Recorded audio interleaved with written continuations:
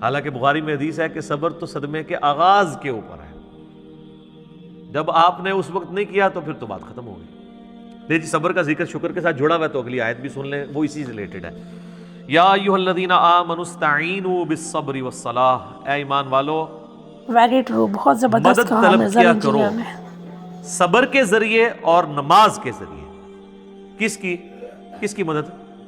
اللہ کی۔ ظاہر ہے شیخ عبد القادر جیلانی کی مدد تو نہیں طلب کرنی، مولا علی کی مدد تو نہیں طلب کرنی، اس سے اللہ کی، کیونکہ ساتھ ہی آ گیا ان اللہ مع الصابرین، بے شک اللہ صبر کرنے والوں کے ساتھ ہے۔ یعنی جو صبر کرنے والے ہیں ان کے ساتھ اللہ ہو جائے گا، جب وہ صبر کے ذریعے اللہ کو پکاریں گے اللہ ان کی مدد فرما دے گا۔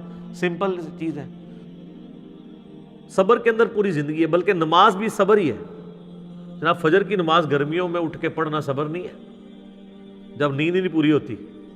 سردیوں میں نماز کے لیے وضو کرنا کیا صبر نہیں ہے؟ صبر کی 3 اقسام ہے مینلی۔ ایک صبر ہے اللہ تعالیٰ کی طرف سے آئے ہوئے تکلیفوں پہ صبر کرنا، وہ تو ہم سب کو پتہ ہے، اور وہ صبر ہوگا ابتدائی صدمے پہ۔ اس کی آگے آیات بھی آ جائیں گے، اس کے لیے آپ نے کہنا ہے انا للہ و انا الیہ راجعون، بے شک ہم خود بھی تو اللہ کی طرف سے آئے تھے، ہم نے لوٹ کے اللہ کی طرف جانا ہے۔ یہ تکلیف بھی آئی، الٹیمیٹلی چلی جائے گی۔ اور صحیح مسلم میں آگے ایک اور دعا کا حصہ ہے، اللہم اجرنی فی مصیبتی واخلف لی خیرا منہا۔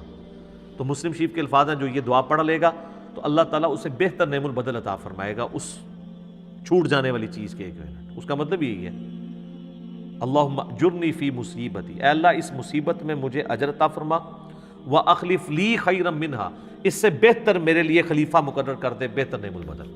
اور مسلم شریف کے الفاظ ہیں، ام سلمہ کہتی ہیں جب میرا خاوند ابو سلمہ فوت ہوا تو میں بڑی دکھی تھی، تو میں نے حضور سے یہ دعا سنی ہوئی تھی انا للہ و انا الیہ راجعون۔